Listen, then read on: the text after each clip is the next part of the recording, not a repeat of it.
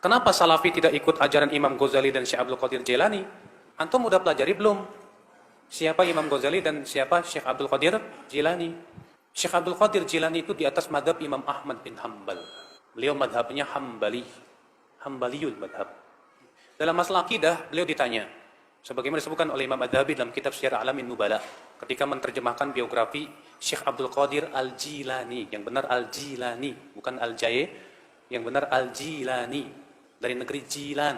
Beliau ditanya, "Fama aqidatuka ya Syekh?" Apa akidahmu hai Syekh? Faqala, maka beliau menjawab, "Aqidati aqidatus sahabah." Akidahku, aku ikut para sahabat.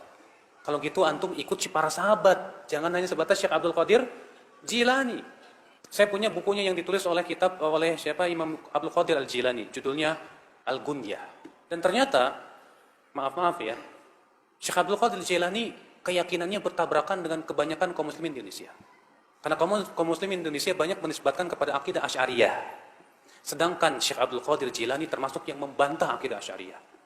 Di mana dalam kitab Al-Gunyah beliau berkata begini, "Wa kana Allahu ala arsy istawa." Dan adalah Allah bersemayam di atas arasy-Nya. Wala yuqal kama taqulul Asy'ariyah.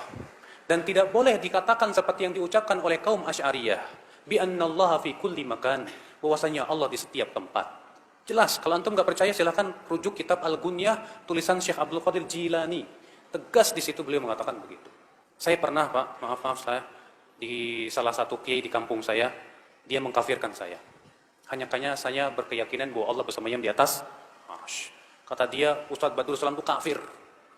Masa dia mengatakan bahwa Allah bersemayam di atas arsy? Saya bilang, kalau gitu kenapa Bapak tidak mengkafirkan Syekh Abdul Qadir Jilani? Bapak mengagungkan Syekh Abdul Qadir Jilani. Oh, itu kutub. Ya, wali itu wali. Dalam dunia tasawuf, Syekh Abdul Qadir Jilani itu disebut dengan apa? Al-Ghauth, kutub. Walinya para wali. Sampai derajat yang paling tinggi, Pak. Sampai disebutkan dalam manaqib Syekh Abdul Qadir Jailani, katanya Syekh Abdul Qadir Jailani menempeleng malaikat maut.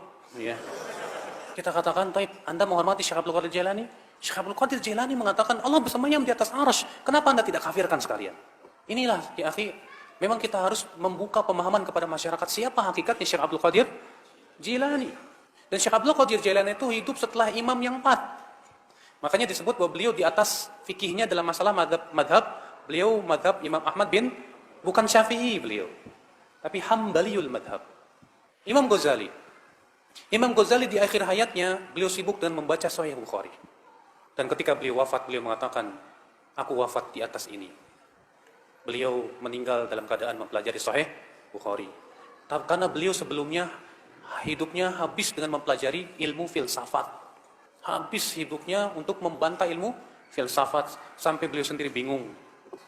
Akhirnya beliau kembali kepada Sahih Bukhari. Beliau pelajari. Namun sayang, sebelum beliau selesai mempelajari Sahih Bukhari, beliau meninggal dunia. Bahkan Imam Ghazali sendiri mengakui bahwa pengetahuan beliau terhadap hadis lemah.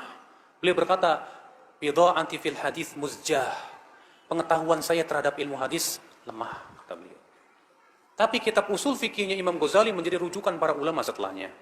Karena memang beliau cerdas sekali. Nah, sekarang Pak, Imam Ghazali manusia tidak?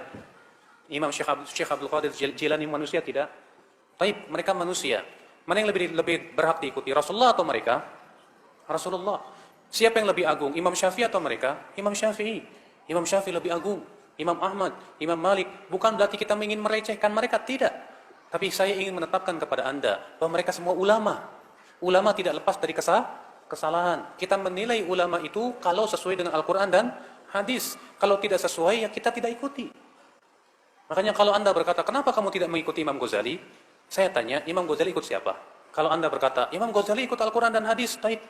Ya, kita pun sama-sama ikut Al-Quran dan hadis. Kalau pendapat Imam Ghazali sesuai dengan Al-Quran dan hadis, kita terima. Kalau tidak, kita tidak terima. Ya. Demikian pula Syekh Abdul Qadir Jilani. Maka itulah ya akhwal Islam, keyakinan kita terhadap para ulama. Kita hormati mereka, kita cintai para ulama, kita jadikan mereka rujukan dalam memahami Al-Quran dan hadis. Tapi kita tidak mensucikan para ulama, kita tidak mengkultuskan para ulama. Kita mengatakan mereka orang-orang yang diberikan oleh Allah kelebihan, kecerdasan. Namun kalau mereka berselisih pendapat, kita lihat mana yang paling kuat dalilnya. Kesalahan kaum muslimin, Pak, ketika terjadi perselisihan ulama, berdalil dengan pendapat ulama. Padahal kata para ulama, pendapat ulama bukan dalil untuk ulama lain. Seharusnya kalau terjadi perselisihan ulama, dalil kita Al-Quran dan hadis. Itu yang kita pakai.